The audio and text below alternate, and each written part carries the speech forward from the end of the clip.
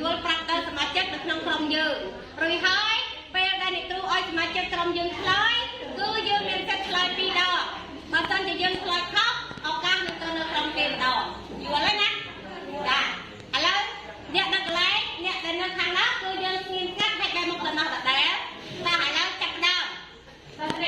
កាលនោះពេញពើក្រហមហើយយើងជិះបានតែឥឡូវប្រើពាក្យថាផ្កាជាប់បានហើយព្រោះវាផ្កាអ្ន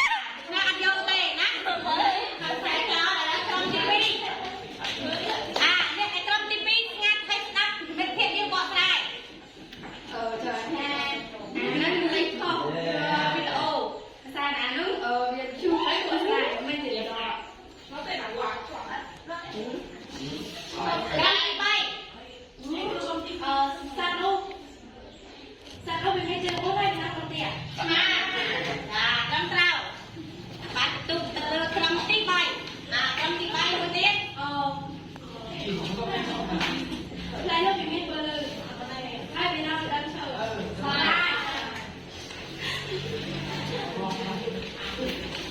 Kram tí bay cả té vì mình thật sôi cháy vì nó thật tở Rai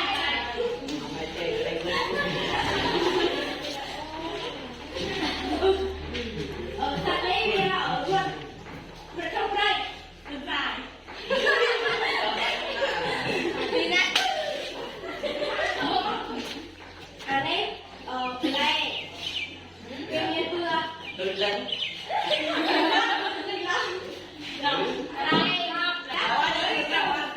con chị mua là đá